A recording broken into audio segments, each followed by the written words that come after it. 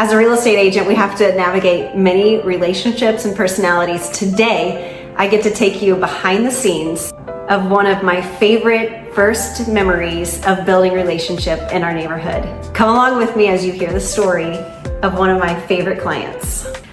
Hi, I'm Laurie, and today we get to talk about what it's like to be a realtor. So oftentimes people like to know behind the scenes of different jobs, and I get the question of, oh, what a great job, or the statement of, oh, what a great job it would be to go look at pretty houses all day. But y'all know it's not just that, but my favorite part of this job is the relationships.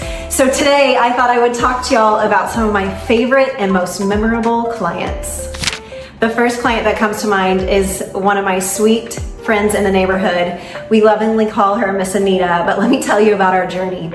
So I met Miss Anita a couple years ago. I was a brand new baby real estate agent. I was doing an open house in the neighborhood, and I was knocking on doors, inviting all the neighbors to come check out this new listing that a fellow agent had.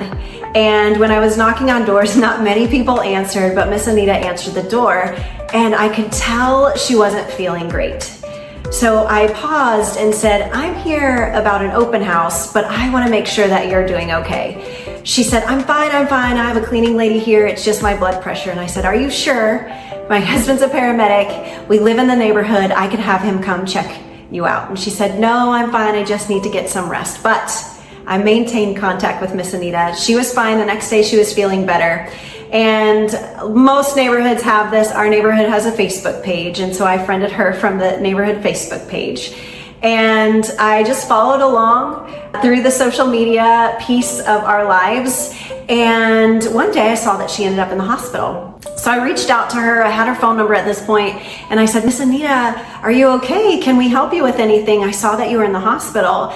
She told me that she ended up in the hospital because her blood pressure was low, and she had to push her trash can back up, and she fell, hit her head. The neighbors called. She's fine, but that was the catalyst for why she ended up in the hospital. And I said, Miss Anita, I have a sweet 10-year-old boy that would love to push your trash can. And she said, are you sure? Is it not too much? And if y'all know my Nathan, he loves talking to people. He loves learning about things, and he especially loves to glean the wisdom of grown-ups. So I said, I'm sure he will come along, and I bet it's a sweet relationship for both of you. And sure enough, it is. So Nathan has been taking her trash can up and down every day for several weeks and months. They talk about all things. She has a myriad of Wild West things in her house and lots of different things that they can talk about. But fast forward to now, she had some other health things going on, and she's needing to sell her house. So we've gone along the steps to figure out if it's an estate sale or what's next. I've met her daughter along the way, and I really feel like we are family. We're soon to be listing her house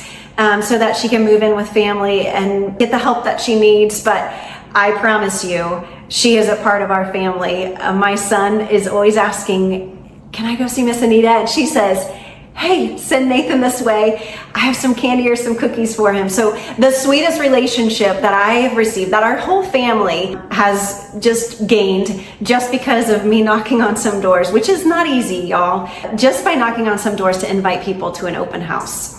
I will say the other aspect of this is, if you know me, I try to include my family into everything I do. I don't want them to feel like I'm going to a job. That's really why I did real estate. So I want them to be a part of it. So whether that's passing out flyers, pushing someone's trash can, or just seeing the needs of our community, for me, real estate is not just the transaction, it's relationships. And I'm also training my kids up to see the needs of others and how can we serve our community well.